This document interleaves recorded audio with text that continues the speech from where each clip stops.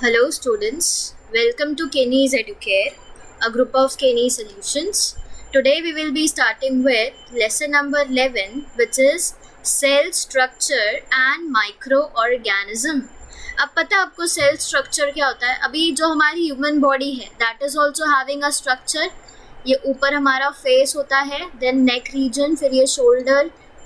Sorry my drawing is not that good. Okay, but this is the structure that we are having. फिर हमारे दो hands होते हैं and we have two legs, right? This is the body structure that we are having. And आपको पता है human body किससे बनी है? मतलब जो हमारी body है, see, ये हमारी human body है. So हमारी human body किससे बनी हुई है? Do you know? Our human body is made up of cells. There are millions of cells in our body and ये cells से ही हमारी human body बनी है, ठीक है? So in this lesson you will be studying about the cell structure. Cell structure मतलब cell का structure कैसा है, सेल के अंदर क्या कौन सी चीज़ें प्रेजेंट है, सेल की कौन से डिफरेंट टाइप्स है. All this things you will be coming to know in this lesson. And the next thing that you are going to know about is microorganism. Microorganism क्या होता है? Do you no? माइक्रो मतलब क्या? Micro means small, ठीक है? तो जो छोटे छोटे ऑर्गेनिजम्स होते हैं जो आपको अपने नेक्ड आई से नहीं दिखेंगे, you can see the micro organism only using the microscope. Okay, microscope एक इंस्ट्रूमेंट होता है जो हम माइक्रो ऑर्गेनिजम्स को देखने के लिए यूज़ करते हैं. Okay, suppose you are having a piece of potato, आप उस पर कोई एक्सपेरिमेंट कर रहे हो, आपने किया उसको, and when you will just take a slice of potato and आप उसको माइक्रोस्कोप के अंदर देखोगे तो you will come to know कि पोटैटो के अंदर भी सेल्स प्रेजेंट है. Okay, and like this way the microorganisms we can only see them under the microscope. Okay, remember this thing. So you will be studying the detail about cell structure and microorganisms in this lesson. So let's start. See, let's recall, and can you tell me what is the name of minute components of which the body of living organism is made? Living organism की body किससे बनी हुई है? Now in the last slide as I told you that हमारी body जो है it is made up of cells which are very minute. This is not read as minute. हम minute की spelling भी ऐसे ही लिखता है ना, but here this is read as minute. Minute मतलब क्या? एकदम small. So can you see the structure here? This structure, ये structure में जो आपको दिख रहा है ये एकदम zoom view है of the cell. Cell ऐसे माइक्रोस्कोप के अंदर आप अगर देखोगे तो you will see the structure of the cell like this. Okay, ऐसा दिखेगा. Okay, so is the number of the smallest unit the same in the bodies of all organisms? आपको क्या लगता है ये जो smallest unit है cell, इसका नंबर जो है सबके बॉडी में सेम है क्या? सेम नंबर ऑफ सेल्स होते हैं? Might be. What do you think? So the number of the cell is not the same in everyone. There are millions of cells in our body and it can vary. Okay, पर कुछ constant number of chromosome cells के अंदर present होता है, that remains the constant. Okay. Now see, what are cells? अब आप सोच रहे होंगे cells होते क्या हैं, दिखते कैसे हैं, right? तो cells are the basic fundamental unit of life. Now why it is called as fundamental unit? Unit मतलब अभी एक सिंगल करके जब 5-6 लोग साथ में आते हैं that time they make up a unit, right? तो unit क्या होता है? हमारा जो पूरा बॉडी है, human body, okay, जो human body है that is made up of the cell and that is why we call cell as the basic fundamental unit of life because they are very important for our life. So if we were to break apart an organism to a cellular level, अभी समझो अगर ये organism है, okay, ये living organism है, इसको आप break कर रहे हो छोटे छोटे पीस में, तो एट लास्ट क्या बचेगा पता है हमारे बॉडी में? At last we will get cell as the last component, which is the smallest independent component that we are having. Okay, so now in this lesson we will explore What is cell? What is the definition of the cell? Then how is the cell structure? What are the type of the cell and what are the functions of the cell, which are very important. Okay, so we will explore this lesson and we will come to know more about the cell structure. So this is how the cell looks like and see what all things are present in the cell. So these are the cell organelles. See, अभी आपको जो circle दिख रहा है, right, ये circle cell है and इसके अंदर आप देख रहे हो न्यूक्लियस प्रेजेंट है, न्यूक्लियोलस प्रेजेंट है, साइटोप्लाज्म प्रेजेंट है, एंडोप्लाज्मिक रेटिकुलम है, माइटोकॉन्ड्रियन है, राइबोसोम है, सेल मेम्ब्रेन है. This are all called as cell organelle. Okay, what are they called as? They are called as cell organelle. ठीक है, अभी जैसे हमारी बॉडी है, हमारे बॉडी के अंदर लंग्स है, किडनी है, स्टमक है, पेनक्रियाज है, गॉल ब्लैडर है, स्मॉल इंटेस्टाइन है, लार्ज इंटेस्टाइन है, right. So this are the parts of human body. तो सेल के सेल ऑर्गेनल्स क्या है, सेल के पार्ट्स क्या है? सेल के पार्ट्स है nucleus, nucleolus, cytoplasm, cell membrane, endoplasmic reticulum, ribosome, mitochondrion. Okay, you have to remember the cell organelles of the cells, okay, because this is very important. ठीक है. Now next, what are the characteristics of the cell? ठीक है, अभी हमने देख लिया cells क्या होते हैं. Cells are the basic fundamental unit of life, right? And cells का size जो है वो बहुत ज़्यादा छोटा होता है. They are very much minute. And cells को देखने के लिए हमें माइक्रोस्कोप की जरूरत पड़ती है. This is what we have studied till now. Now what is the characteristics of the cell? Cells का कैरेक्टरिस्टिक क्या है? एक तो cell will provide the necessary structural support for an organism. Suppose एक ऑर्गेनिज्म है, उसका स्ट्रक्चर इज लाइक दिस.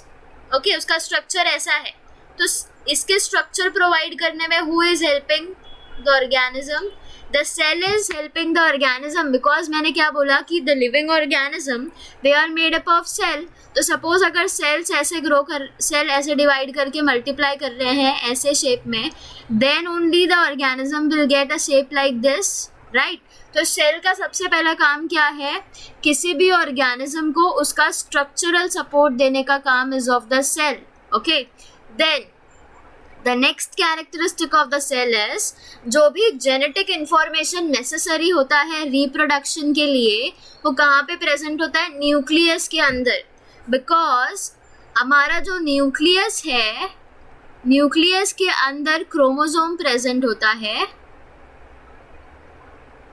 ठीक है, क्रोमोसोम के अंदर, this is very important, you should know this. Okay, nucleus के अंदर क्रोमोसोम होता है, क्रोमोसोम के अंदर डीएनए होता है एंड डीएनए के अंदर जीन्स प्रेजेंट होते हैं जिसके पास हमारा पूरा इंफॉर्मेशन स्टोर होता है. सो सेल्स के पास इनडायरेक्टली न्यूक्लियस कहाँ पे था? सेल्स के पास था, राइट? तभी तो हमें डीएनए एंड जीन्स मिला है. तो जो भी इंफॉर्मेशन है हमारा रिप्रोडक्शन से रिलेटेड या हमारी कोई भी इंफॉर्मेशन किसके पास स्टोर्ड होती है? सेल के पास. क्योंकि सेल के पास क्या है? Cell is having nucleus, right? Structurally, the cell has cell organelles which are suspended in the cytoplasm. अब साइटोप्लाज्म क्या होता है? साइटोप्लाज्म एक फ्लूइड होता है. Suppose this is the cell. Okay, ये सेल है एंड हमने देखा कि इसके अंदर बहुत सारे सेल ऑर्गेनल्स होंगे जैसे कि nucleus, mitochondria, then it might have cell membrane, right? ये सारी चीज़ें सेल्स के अंदर प्रेजेंट होती है. पर ये सारी चीज़ें सेल्स के अंदर प्रॉपरली प्रेजेंट क्यों होती है? Because it is having cytoplasm. Cytoplasm एक कलरलेस वाइट फ्लूइड होता है जो प्रेजेंट होता है. ओके, एंड ये साइटोप्लाज्म थोड़ा स्टिकी होता है and because of the sticky characteristic of the cytoplasm, ये nucleus, mitochondria and cell membrane cell के ऊपर स्टिक कर पाते हैं and they take a proper position. Okay, इसलिए यहाँ पे क्या बोला है? They are suspended in the cytoplasm. मतलब ये सेल में हर जगह साइटोप्लाज्म होगा एंड साइटोप्लाज्म के ऊपर फिर nucleus, mitochondria and cell membrane होगा. Okay, understood? माइटोकॉन्ड्रिया जो है वो एक ऑर्गेनेल है जो सेल को पूरी एनर्जी प्रोवाइड करता है. अब सेल के पास बहुत सारे काम है एंड हमें पता है कोई भी काम करने के लिए वी नीड एनर्जी, राइट? तो वो एनर्जी सेल को कौन दे रहा है? माइटोकॉन्ड्रिया दे रहा है. Remember this. देन सेल के पास एक लाइसोजाइम सेल ऑर्गेनेल प्रेजेंट है. लाइसोजाइम का काम क्या है? जो भी वेस्ट मटेरियल या फॉरेन पार्टिकल्स सेल के पास आ रहे हैं उसको रिमूव करने का काम is of the lysosome. Okay. Then endoplasmic reticulum जो है सेल के अंदर, एज वी सॉ, हमने देखा साइटोप्लाज्म है.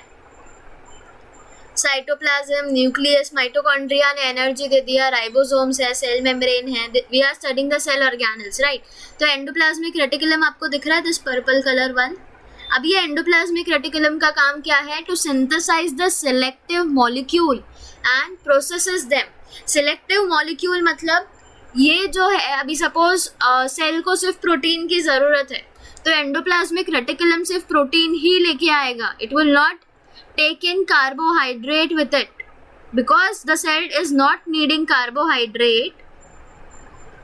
ठीक है, कार्बोहाइड्रेट नहीं चाहिए तो एंडोप्लाज्मिक रेटिकुलम कार्बोहाइड्रेट को सेल के अंदर आने ही नहीं देगा. तो इसलिए हम इसको क्या बोलते हैं?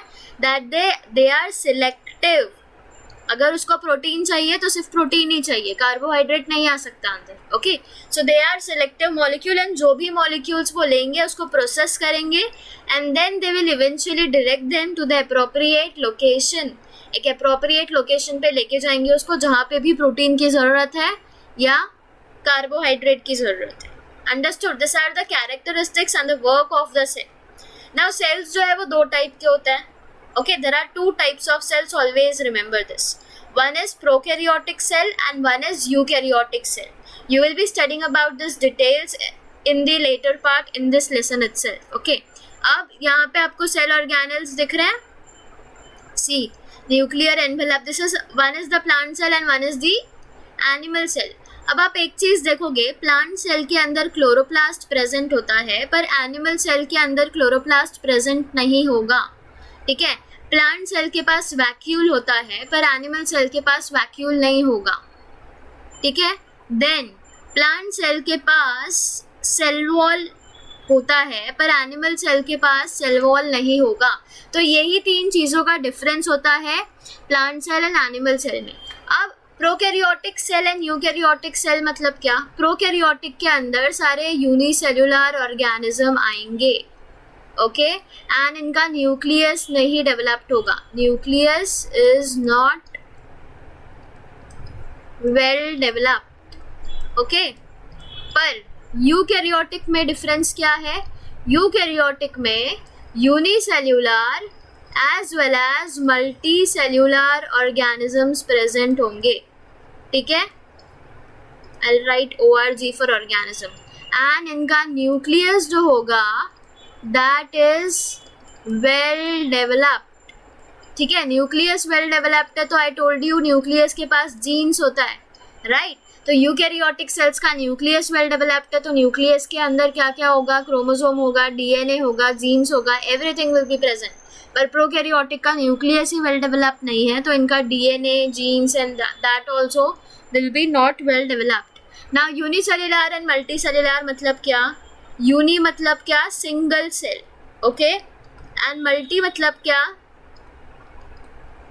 Many cell. तो यूनिसेल्युलर ऑर्गेनिज्म सिर्फ एक सेल से बने होंगे एंड मल्टी सेल्युलर ऑर्गेनिज्म बहुत सारे सेल से बने होंगे.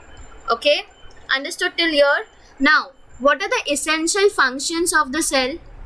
सी, पहला हमने लास्ट स्लाइड में ही देखा कि सेल जो है वो एक कोई भी किसी को भी it provides a support and structure, right? So the cell provides the structure and support to the body.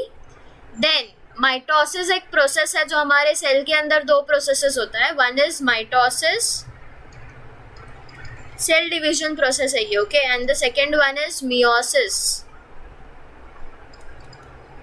तो mitosis and meiosis, these are the two important processes that takes place in the cell and this processes they are cell को क्या करते हैं? ये ये cell division करते हैं, cell को डिवाइड करते हैं. So this are the two important processes which occurs. So this is one of the essential function of the cell to facilitate the growth by mitosis.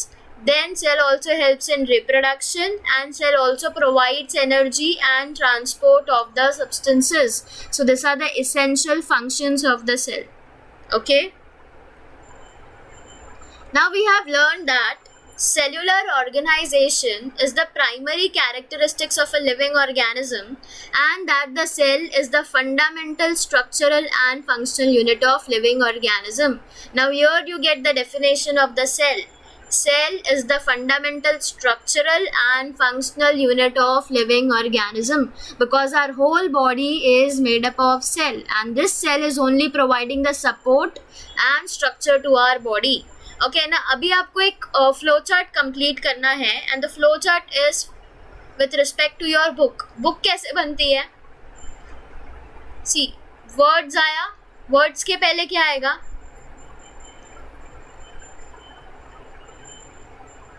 Yes, you need pages. I will write your page. ठीक है. अब एक page है, book के अंदर pages होते हैं, right? तो पेज पे आप जब एक वर्ड लिखोगे, suppose this is a page, अब इस पे I write B. So this is a word, right? Word जब लिखोगे, वर्ड के बाद you will have to make a sentence, right? This are the words, books are friend. This is my sentence, right? अब sentence बनने के बाद क्या बन जाएगा? वर्ड से सेंटेंस बने, सेंटेंस से क्या बनेगा? सी, सेंटेंस से क्या बनेगा? सेंटेंस से बनेगा पैराग्राफ, राइट? जब आप 3-4 सेंटेंसेस लिखोगे तो पैराग्राफ बनेगा, एंड जब पैराग्राफ बन जाता है तो it will cover your 1 chapter, है ना? ऐसे धीरे धीरे 1 चैप्टर कवर हो जाएगा, एंड एक चैप्टर कवर किया आपने, फिर 2 किया, इन टोटल 17-18 चैप्टर्स आ गए, राइट? एंड जब वो चैप्टर्स को आप एक साथ रखोगे तो अब बुक विल बी फॉर्म, है ना? So we see the structural organisation of the book. इसको हम क्या बोलते हैं? This is the structural organisation of the book. ठीक है. तो सिमिलरली हमारा भी कुछ ऑर्गेनाइजेशनल लेवल पे we also have the structure organisation, right? So ये कैसा होता है? Like for book, for creating a book you need a page, word, sentence, paragraph, chapter, right? वैसे ही हमारा बॉडी भी तो कुछ किसी चीज़ से बना होगा ना. So we will be studying about that. तो हमारा ह्यूमन बॉडी जो है, it is made up of cells. जब बहुत सारे सेल्स एक साथ आएंगे तो वो क्या बनाएंगे? They will make up tissue. जब बहुत सारे टिश्यूज एक साथ आएंगे they will make up organ. Okay. जब 1-2 ऑर्गन एक साथ आके वर्क करेंगे they will form organ system. Okay. अब जब ऑर्गन सिस्टम बन गया, इट मीन्स ऑर्गन सिस्टम से क्या बन गया? Organism will develop. ऑर्गेनिज्म, वो भी कैसा organism? This organism will be multicellular organism. We are multicellular organism. Okay. So this is the structural organization and living organism that happens. हमारा body ऐसे ही बना है. पहले एक सेल आएगा, एक सेल, ठीक है, फिर 4-5 सेल एक साथ आएंगे, एंड वो सेल जब एक साथ आ गए दे विल फॉर्म टिश्यू. जब 4-5 टिश्यू एक साथ आ गए दे विल फॉर्म ऑर्गन. जब 4-5 ऑर्गन एक साथ आ गए they will form organ system. जब ऑर्गन सिस्टम एक साथ बन गया तो it will form the organism. Organism भी कैसा होगा? मल्टी सेल्युलर, बहुत सारे सेल से बना है, right? So this will be a multi cellular organism. So this sentence is very important, you should know this. ठीक है. So cells form the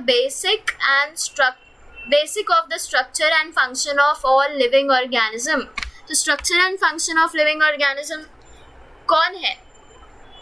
Cell is providing us the structure and cell is allowing us to perform all the functions, right? तो इसलिए cells को हम ऐसे ही define करते हैं. Cell is the fundamental, structural and functional unit of living organism, right? So it is only with the help of cells that living organism carry out the different life processes. Which are the different life processes that we carry out? Yes, which are the different life processes that we carry out? we carry out digestion, right? Circulation, respiration, and many more processes. Excretion, है ना? ये सारे processes हमारी human body में होते हैं. और ये प्रोसेसेस क्यों हो पाती है? Because the cell is helping our body, the cell is helping us to carry out this different life processes. Okay,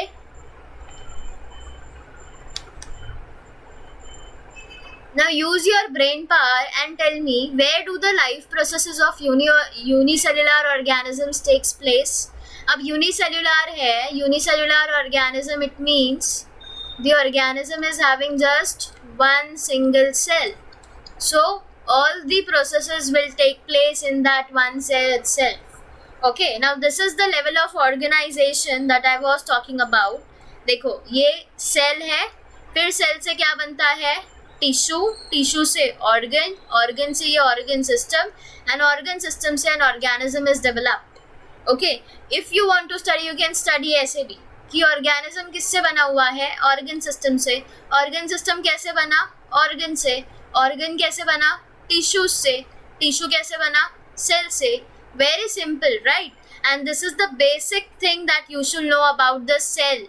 okay, and इसको हम क्या बोलते हैं? It is called as level of cellular organisation.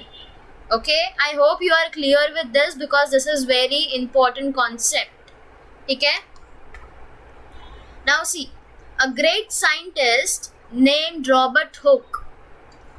In 1665, Robert Hooke observed a thin section of the cork under a microscope. See, this is a microscope that was used in the year 1665, and he is Robert Hooke. तो Robert Hooke sir ने क्या किया? उन्होंने एक Kock का thin section लिया और उन्होंने वो माइक्रोस्कोप के अंडर ऑब्जर्व किया था in the year 1665. Okay, so in this section he saw hexagonal compartment. This is what he saw. Hexagonal मतलब six corners होता है ना, तो उनको वो कॉक के सेक्शन में hexagonal compartment दिखे एंड उन्होंने बोला वो कैसा दिखा उनको? It looked like beehive. Beehive पता है आपको? मधुमक्खी का छत्ता. This is how. Okay, so it looked like beehive and he named those compartments as cell. Beehives कैसे होते हैं? उनको hexagonal compartment दिखा. It means it looked like this and ऐसे बहुत सारे बने थे, तो उनको ये मधुमक्खी के छत्ते जैसे दिख रहा था. ओके, उनको उन्होंने नाम क्या दिया? सेल्स. तो अभी सेल्स को नाम किसने दिया है? You should know this. It can be asked for 1 marks. Okay, it was given by Robert Hooke sir. Okay, so this term is derived from the Latin word which means cella. Cella का मतलब क्या है? Small room. ठीक है? And in 1838, two scientists, M.J. Schleiden and Theodore Schwann, formulated a theory about cellular structure which stated, अब ये जो दो साइंटिस्ट थे उन्होंने 1838 में कुछ थ्योरीज दी सेल के स्ट्रक्चर के ऊपर, and according to that theory cell structure पे what they said, all the living organisms they are made up of cells and cell is the basic fundamental component of living organism. तो ये statement किसने बताई कि living organism की body ही पूरी cell से बनी हुई है? It was said bye M.J. Schleiden and Theodore Schwann sir. ठीक है, and this statement is very important because this is the correct statement that they had given. Okay, उसके बाद 1885 में Rudolf Virchow, he stated that the cells are formed from pre-existing cells. मतलब पहले से जो cells present होंगे उन cells से ही new cells form होते हैं. This was the statement which was given in 1885 by Rudolf Virchow sir. Okay, so these are the amazing work of this great scientist because of whom today we know that the human body is made up of cell, how the cells look like and what are the characteristics and the functions of the cell. So it was all known because of this great scientist. Okay, now see, how do we do the measurement and how do we observe the cell? Okay, so for this another scientist came into picture. So in 1673, Anton van Leeuwenhoek, he assembled various lenses to construct a microscope. So Anton sir, he was the first scientist जिन्होंने microscope तो exist कर रहा था पहले के ज़माने में, but उन्होंने lenses को डेवलप करना चालू कर दिया, because this lenses play a very important role in the microscope. Okay, so he was the first to observe the live bacterial and protozoan cell under the microscope, because lenses को कौन discover कर रहा था? He was the one, right? So Anton sir was the first scientist जिन्होंने live bacterial and protozoan cells देखा था microscope के अंदर. Okay, and what did he said? He said that cells are extremely minute in size. इतने छोटे छोटे से होते हैं cells. We cannot see cells with our naked eye. बिना माइक्रोस्कोप के आप सेल्स को देख ही नहीं सकते. This was the statement which was given by Anton sir, and he told that the cells are measured in micrometer and nanometer. So what are the units for measuring the sizes of the cell? It is macrometer and micrometer and nanometer. Okay, so this is an important fill in the blanks, you can say. You should remember that dash and dash are the units for measuring the size of the cell. So you should know that it is micrometer and nanometer. Okay? So which microscope is used for observing the cell? So the answer to this is also an important fill in the blanks. Dash microscope is used for observing the cell. So you should know that a compound microscope is used for observing the cells. Okay, an object on a glass slide which is magnified many times by the lenses of this microscope. ठीक है, अब ये microscope में आप ये जो position देख रहे हो यहाँ पे, दिस आर द लेंसेज. हाँ, यहाँ पे ऑब्जेक्टिव लेंसेज लिखा हुआ है, ये स्टेज है. तो यहाँ पे हम अपना एक स्लाइड रखेंगे. स्लाइड ऐसा होता है वाइट कलर का ट्रांसपेरेंट, जैसा हमारा ग्लास स्लाइड होता है ना, ग्लास होता है ना, वैसा ही होता है. ठीक है, तो ऐसा स्लाइड होता है जिसको हम यहाँ पे प्लेस करेंगे. उसके बाद हम ये स्लाइड के थ्रू यहाँ से आई पीस से हम देखते हैं कि अंदर सेल्स कैसे दिख रहे हैं. ओके, एंड ये जो स्लाइड्स को मैग्नीफाई करके दिखाता है, बड़ा दिखेगा हमें माइक्रोस्कोप के अंदर. It will magnify the image. Okay, now see how much is equal to 1 centimetre. 1 centimetre कितना होता है? 1 centimetre is equal to dash millimetre. Yes, do you know this answer? 1 centimeter is equal to how many millimeter? So 1 centimeter is equal to 10 millimeter. Okay, तो 10 millimeter, see 1 centimeter हो गया is equal to 10 millimeter. तो 1 millimeter कितना होता है? 1 millimeter is equal to 1000 micrometer. ठीक है, ये हो गया 1000 माइक्रोमीटर. एंड 1 माइक्रोमीटर कितना होता है फिर? 1000 nanometre. So this is the units that you should know the conversion rates here. Okay, so this is also important, you should know the units. Now let's try this. Take a piece or a segment of onion सबके घर में होता है ना. Let's take a piece of this onion and you have to carefully separate the thin skin from its concave surface with the help of forceps. अब यहाँ पे आपको यूज करना है क्या? You have to use a forceps. forceps कैसा दिखता है? ऐसा चिमटी जैसा होता है. This is the forceps. ठीक है, स्टील का होता है ये. तो आपको ऑनियन का ये निकालना है स्किन यूजिंग दिस forceps. अब आपने जो मेम्ब्रेन लिया है ऑनियन का, उसको आपको ग्लास स्लाइड पे रखना है. एंड वो suppose this is the glass slide, तो आपको वो ऑनियन का मेम्ब्रेन इस ग्लास स्लाइड पे रखना है बीच में. यहाँ पे suppose this is the membrane that I have taken, मैंने रखा. अब इसके ऊपर I will add a drop of water. ठीक है, एक वाटर का ड्रॉपलेट डालेंगे. And we have to take care that the membrane does not get folded while placing on the slide. ये जो आपने ऑनियन का मेम्ब्रेन लिया है वो फोल्ड नहीं होना चाहिए जब आप उसको स्लाइड पे रखोगे तो. ओके, उसके बाद पानी डालने के बाद what you will add? You will put a drop of dilute solution of iodine or eosine. This is very important. Iodine and eosine के बिना आप ये एक्सपेरिमेंट नहीं कर पाओगे. ओके तो इसके बाद पानी का ड्रॉप डालने के बाद you have to add iodine और इयोजीन का सोल्यूशन एंड फिर आपको इसको ऑब्जर्व करना है under 10x objective of a compound microscope. So this is how the compound microscope looks like and this is the objective lens. आपको दिख रहा है 3 है वैसा, राइट? तो एक होता है 10x, एक होता है 100x एंड एक होता है 1000x. ठीक है, यहाँ पे ये जो 3 दिख रहा है ना आपको 1, 2 एंड एक पीछे के साइड है. सो आपको ये 10x पे ऑब्जर्व करना है. ठीक है, सो सी 10x पे देखा हमने. एंड हाँ, don't forget to put a cover slip over the onion skin on the slide before placing it under the microscope.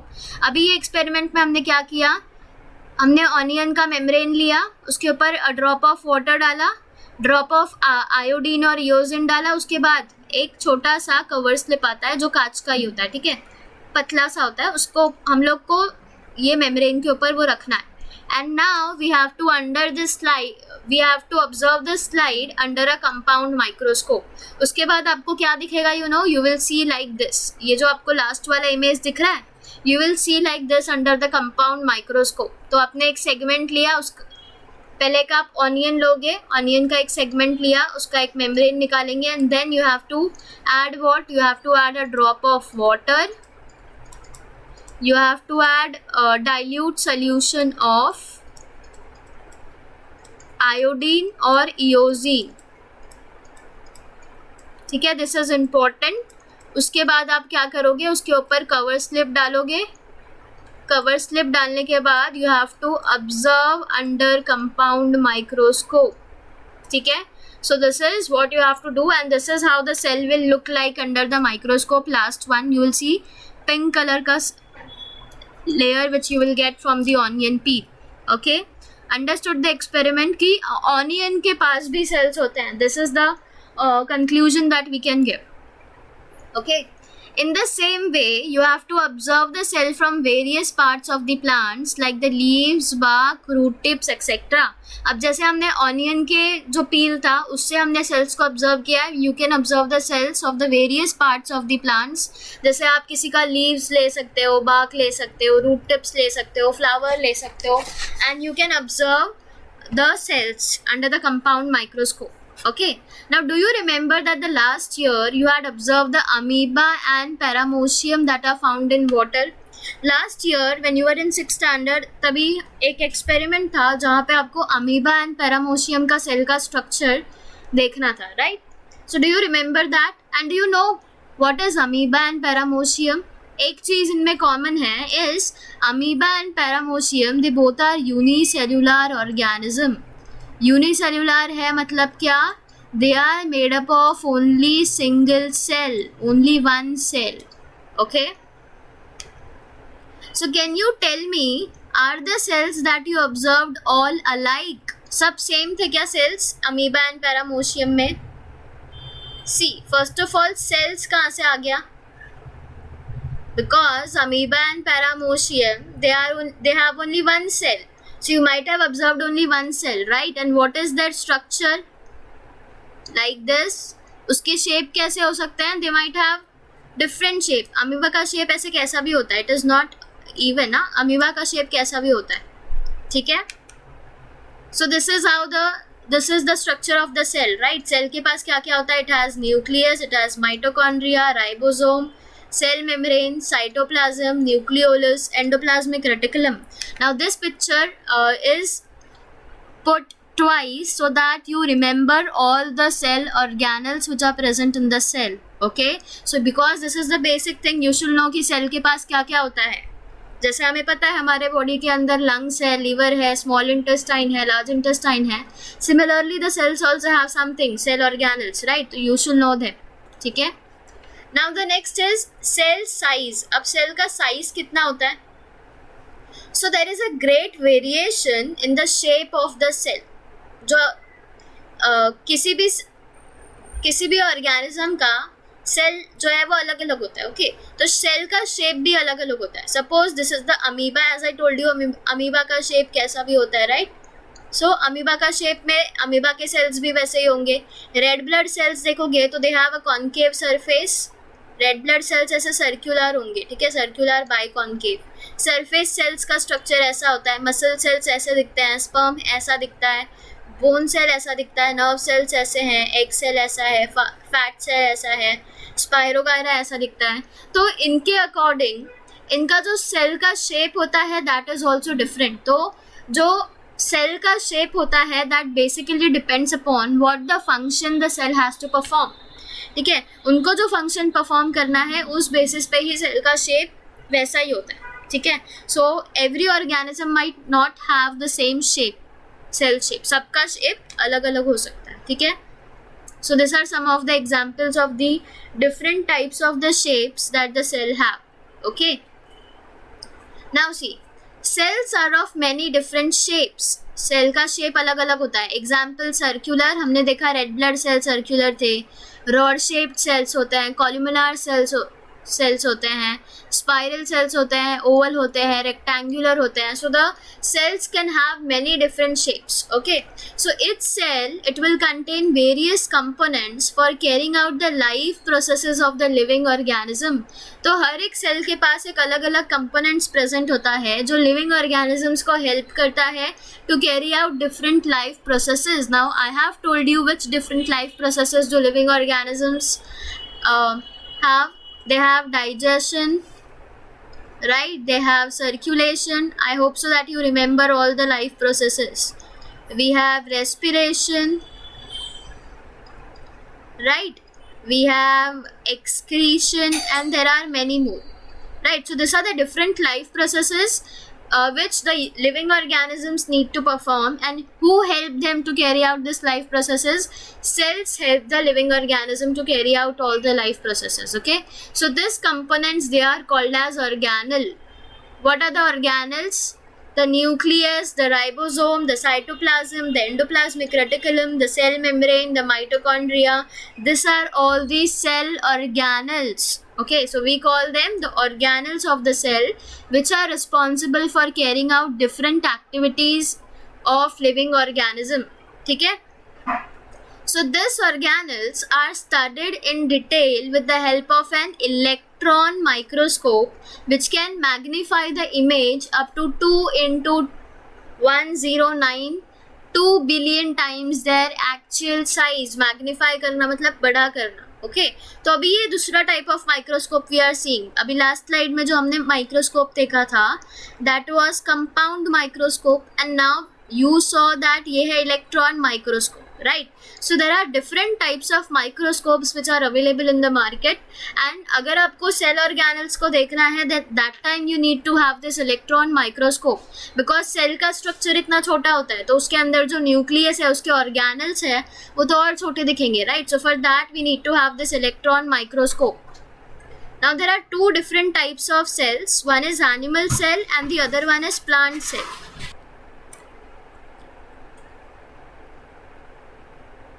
right, animal cell and plant cell. Now this cell consists of various types of membrane bound organelle.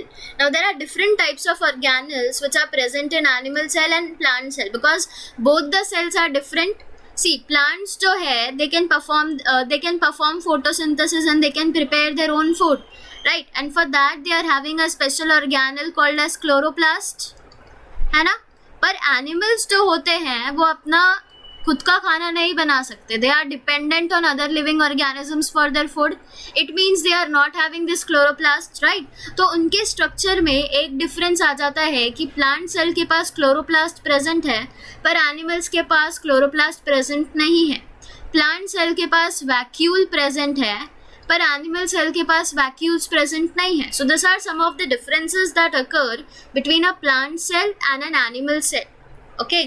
Now the plant cell have a definite shape due to the presence of the cell wall around them. Plants के पास एक उनका definite shape क्यों होता है plant cell के पास? Because they are having cell wall present around them. Cell wall क्या है? अभी हमारा जो घर का wall होता है वो एक घर को एक specific space और एक specific structure देता है ना walls. So जो प्लांट सेल के अंदर सेल वॉल होता है that gives the plant cell a definite shape which is required, okay. Beside, unlike animal cells, Plant cells contain single large vacuole. As I told you that the plant cells will have vacuoles, but the animal cells will not have vacuoles. Okay, so all these cells, they are known as eukaryotic cells. Now earlier we studied about two types of cells. Those were prokaryotic cell and eukaryotic cell. Prokaryotic cells के अंदर I told you that there are only unicellular organisms present, right? And eukaryotic cells के अंदर unicellular as well as multicellular organisms are present. So this is one of the difference. Prokaryotic cells का nucleus well developed नहीं होता and eukaryotic cells का nucleus they are very well developed, right? So this is the difference between prokaryotic and eukaryotic cells. I hope you are clear with the difference between plant cell and animal cell as well as prokaryotic and eukaryotic cells, right? So see, just see this. This is the plant cell. This is how it looks like under a electron microscope, and this is the animal cell. तो plant cell के पास I told you chloroplast होगा, but do animal cell is having the chloroplast? No. So animal cell will not have chloroplast. ठीक है? Then cytoplasm है. Okay, animal cell will not have the cytoplasm. Okay. Mitochondria है, nucleus है, Golgi body है, cell membrane है, दोनों के पास lysosome है, फ्री राइजोसोम्स है, एंडोप्लाज्मिक रेटिकुलम है. So this all are the cell organelles which are present in the plant cell and animal cell, and both are required by each and every cell for carrying out a specific functions which are important. So your homework for today is you need to draw this plant and animal cells. I'll write it. Plant and animal cells को draw करना है 2 times. Okay, because you should know the difference between plant and animal cells. तो इसलिए you have to draw it 2 times. This is your homework. Okay. Now see, cells के पास ना 4 important parts होते हैं which are very important for them. Okay. तो पहला क्या है? पहला is the cell wall, दूसरा is the cell membrane, तीसरा is the cytoplasm and चौथा is the cell organelle. ठीक है. अब cell wall, cell membrane मैं आपको easily समझा सकती हूँ. Suppose this is your house. ठीक है. हमारा घर किससे बनता है? वॉल से, एंड वॉल्स के ऊपर हम क्या करते हैं? वी पेंट, राइट, ताकि हमारा जो वॉल है वो अच्छे से रहे. Do you all agree with this कि घर के अंदर वॉल्स होता है एंड वॉल्स के अंदर हम पेंट करते हैं so that it doesn't get destroyed easily, right. तो अभी जो वॉल्स है ना, सेम वे ये सेल वॉल भी होता है सेल्स के अंदर, एंड सेम जो मैंने पेंट बोला है ना, paint is the cell membrane. Okay, wall is the cell wall and paint is the cell membrane. अब सेल वॉल देखो, सेल वॉल का फंक्शन क्या है? Cell wall is the outer most covering of the cell. अभी cell के बाहर जो layer होता है that is what we call the walls, right. तो cell wall is the outer most covering of the cell, and ये cell wall सिर्फ plant के पास प्रेजेंट होता है, एनिमल्स के पास सेल वॉल नहीं होता. Remember this. Okay. Then plasma membrane, I told you the paint is the plasma membrane, right. तो प्लाज्मा मेम्ब्रेन को ही हम क्या बोलते हैं? Cell membrane. So don't get confused. Plasma membrane and cell membrane are same. Okay. So plasma membrane और cell membrane is a kind of thin covering. Paint एक thin covering होती है, right. So it is extremely delicate and flexible and it is the outer most covering of the animal cell. देखो, अगर plant cell होगा और animal cell है, ठीक है, दोनों सेल्स वी विल कंपेयर. अब बिकॉज एनिमल सेल्स के पास सेल वॉल नहीं होता तो वहाँ पे कुछ नहीं होगा. प्लांट सेल के पास सेल वॉल होगा, उसके अंदर फिर क्या होगा? सेल मेम्ब्रेन और प्लाज्मा मेम्ब्रेन. पर एनिमल सेल के पास सेल वॉल नहीं होता तो डायरेक्टली उनका कौन सा लेयर दिखेगा? You will see there cell membrane directly. Okay. So ये जो सेल मेम्ब्रेन या प्लाज्मा मेम्ब्रेन है वो बहुत ज़्यादा डेलिकेट एंड फ्लेक्सिबल होता है, and this is the outer covering of the animal cell. Okay. The third important part is the cytoplasm. Cytoplasm क्या होता है? The liquid part in the cell अब जो साइटोप्लाज्म होता है वो एक फ्लूइड होता है, जो sticky fluid, you can call it as sticky fluid, ठीक है। अब सेल के पास क्या क्या होता है? Cell is having nucleus, it is having mitochondria, it is having ribosome, है ना, ये सारे ऑर्गेनल्स है, right. Suppose this is the structure of the cell I am drawing, तो इसके ऊपर ऑर्गेनल्स रुकेंगे कैसे? So for that this cytoplasm plays a role. Cytoplasm sticky है, वाइट कलर का फ्लूइड, तो cytoplasm because it is sticky, this nucleus ribosome will just stick to it. Okay, so the liquid part which is present in the cell around the nucleus, it is present where? It is present around the nucleus. उसको हम क्या बोलते हैं? Cytoplasm. And this cytoplasm, it will occupy the space between the nucleus and the plasma membrane or the cell membrane. तो plasma, cell membrane and nucleus के बीच में क्या होता है? Cytoplasm. Remember this, okay? Cell organelles, they are scattered in the cytoplasm. Scattered मतलब cytoplasm के ऊपर सारे cell organelles present होते हैं, okay? Now lastly what is there? Lastly it is the cell organelles. Cell organelles क्या होता है? We have seen कि cells के अंदर nucleus है, nucleolus है, endoplasmic reticulum है, Golgi bodies है, lysosomes है, माइटोकॉन्ड्रियन है, वैक्यूल्स है, प्लास्टिड्स है. This are all the organelles which are present inside the cell. So hence they are called as cell organelles. Okay, plant cells, they will contain chloroplast. Okay, so this is an important question. You have to write the 4 main parts of the cell, so it can be asked for 4 marks. Okay, it is important. You should know the functions as well as the names of the parts of the cells. Okay, now I hope you are clear till here. Now the next is, which are the common components of plants and animal cells and which are the different one. Okay, तो we saw कि plant के पास chloroplast है, animal के पास नहीं है, so this is one of the different thing.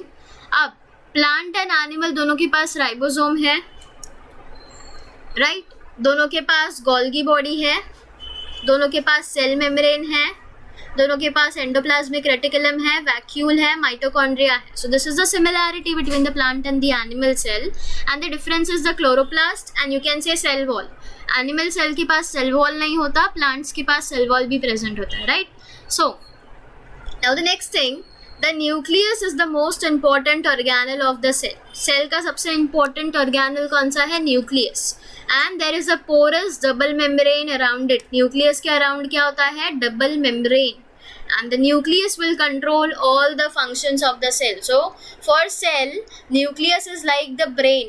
अभी हमारे लिए जितना important brain है ना, वैसे cell के लिए important कौन है? Nucleus, because nucleus ही सारे functions को control करता है. Okay, then next comes the endoplasmic reticulum. Endoplasmic reticulum एक sprawling net-like organelle है. ये कैसा होगा? Net-like होगा. Can you see the endoplasmic reticulum here? This is the endoplasmic reticulum and here ये कैसा होगा? सी, ऐसा इसका स्ट्रक्चर होता है. ओके, दोनों साइड से. This is how the endoplasmic reticulum is. Okay, so this endoplasmic reticulum is net like organelle and इसका फंक्शन क्या है? बॉडी के अंदर जो भी प्रोटीन्स के अंदर चेंजेस करने होते हैं ना, वो करना with the help of ribosomes. And वो चेंजेस करने के बाद, जब राइबोसोम के हेल्प के थ्रू प्रोटीन्स में चेंजेस हो गए, उसके बाद वो उनको सेंड करना होता है गोल्गी बॉडीज तक. सो यही फंक्शन है of the endoplasmic reticulum. Okay, अब गोल्गी बॉडीज क्या होता है? You might be mesmerising. तो Golgi bodies, they are made up of several flat sacs. Golgi bodies, can you see Golgi bodies here? This is the Golgi body, right? तो flat है ये, flat sacs बोलते हैं Golgi bodies को. Okay, and their function is the proper distribution of the protein. Proteins properly हर एक cell तक distribute हो रहे हैं कि नहीं, ये काम कौन देखता है? It is perform by the Golgi bodies और it is also called as Golgi apparatus. Okay, next are the mitochondria and the plastids. So this mitochondria and the plastids, they have double outer coverings. Okay, and mitochondria का काम क्या है? Cell को energy provide करना. इसलिए हम mitochondria को क्या बोलते हैं? Mitochondria are called as the power house of the cell. तो this can be asked in the fill in the blanks. Dash are called the powerhouse of the cell. You should know that it is mitochondria because it provides the cell with the energy, right? Next one is the chloroplast. अब chloroplast सिर्फ plants के पास present होता है, right? तो chloroplast का function क्या है? To carry out the function of photosynthesis. Photosynthesis क्या होता है? It is the process through which plant make their own food using sunlight and water and also the carbon dioxide which is present in the air, right? तो ये सारी चीज़ों को use करके जो फोटोसिंथेसिस प्रोसेस के थ्रू प्लांट अपना खाना बनाते हैं, राइट? सो वो किसके हेल्प से होता है? It is carried out with the help of the chloroplast which is present inside the plant cell. Okay, then जो वैक्यूल्स होते हैं, vacuoles they help them to throw out the waste product of the cell. ठीक है, तो जो भी waste product present होता है सेल्स के अंदर, वो कौन थ्रो आउट करता है सेल्स के बाहर? It is done by the vacuole. ठीक है, वैक्यूल्स जो एनिमल सेल्स के अंदर बहुत छोटा होता है, ओके, एंड प्लांट सेल के अंदर सिर्फ एक वैक्यूल होता है, but that vacuole will be large in size. Can you see here? Vacuole, एक ही वैक्यूल प्रेजेंट है प्लांट सेल्स के अंदर, and see it is so big. And animal cells के अंदर it can be many and they will be small in size. Okay, understood the functions of the different organelles that are present inside the cell. Now the microorganism we will study in the next class. So I hope that you are clear till here. We have studied about the cell structure today. In the next class we will study about microorganisms. So what we started with what are cells, and we saw that the cells are the basic and the structural fundamental unit of life, है ना? And then we saw कि cell के पास बहुत सारे organelles होते हैं, and cell का function क्या है? सारे सेल्स को एक स्ट्रक्चरल सपोर्ट देने का काम, genetic information which is necessary for reproduction, वो भी सेल्स के पास ही प्रेजेंट होता है. सेल्स के पास साइटोप्लाज्म होता है, राइट? माइटोकॉन्ड्रिया होता है जो सेल्स को एनर्जी देता है. लाइसोसोम्स होता है जो वेस्ट प्रोडक्ट्स को रिमूव करता है. एंडोप्लाज्मिक रेटिकुलम होता है जो सिलेक्टिव होता है, जो सिर्फ कुछ मॉलिक्यूल्स जो इंपॉर्टेंट है सेल के लिए उनको ही अलाउ करता है अपने अंदर आने के लिए, right? Then we saw that there are two types of cells, prokaryotic cell and eukaryotic cell, and we saw what are the essential functions of the cell. First one was to provide the support and structure, then to facilitate growth by mitosis, help in reproduction, and to provide energy and allow the transport of substances. So this were the essential functions of the cells, right? Then we studied the cellular level of organization. हमारी body किससे बनी है? Cell से बनी है. जब बहुत 3-4 sales एक साथ आएंगे they will make up tissue. जब टिश्यूज साथ में आएंगे they will form organ. Organs एक साथ आएंगे they will form organ system, and ये organ system से फिर एक organism डेवलप करता है, means we human beings are formed, right? So cell को आप define कैसे करोगे? Cell is the basic structural and functional unit of living organism. Okay, so this is the level of cellular organization, how it goes. Organism कैसे बना है कोई भी? With the help of organ system. Organ system कैसे बना है? Organs के through. Organ कैसे बना है? टिश्यूज के थ्रू. एंड टिश्यू कैसे बना है? सेल्स के through, right? Then we studied about great scientist जिन्होंने हेल्प किया था माइक्रो सेल्स को डिस्कवर करने में, and they also helped us in identifying the various components of the cell. And उन्होंने ही हमें बताया कि ह्यूमन बॉडी किससे बनी हुई है? सेल से बनी है, right? Then we studied about the microscope कि हम सेल्स को किस में मेजर करते हैं. We saw that 1 centimetre is equal to 10 millimetre. 1 millimetre कितना होता है? 1000 माइक्रोमीटर. एंड 1 माइक्रोमीटर कितना होता है? 1000 नैनोमीटर. तो you should remember this. And then we did one onion peeling वाला experiment, and we observe that under a microscope. And फिर हमें कैसा सेल्स दिखे? We saw the cells like this, right? Then we saw that the cells have different types of shape and size, right? According to the function they have to perform, उनका shape and size उससे ही differ करता है. And हमने देखा कि there are 2 types of cells. One is animal cell and plant cell. Animal cells के पास cell wall नहीं होता, plant cell के पास cell wall present होता है. Plant cell के पास chloroplast भी होता है, पर animals के पास वो present नहीं होता, right? And this is how the animal cells and plant cells look like. And I have given you a homework to draw this diagram 2 times in your notebook. You have to draw the plant cell as well as animal cells 2 times, okay? Then we saw the 4 main parts of the cell, that includes the cell wall, the plasma membrane, the cytoplasm, and the cell organelles. And we studied what are the functions of this four main parts. This is an important question, you should know this, okay? Then at last we studied the functions of all the organelles which are present in the cells. So I hope that you are clear till here. For the microscope part, we will study it in the next class, okay? Thank you everyone. We are done with this today. Thank you.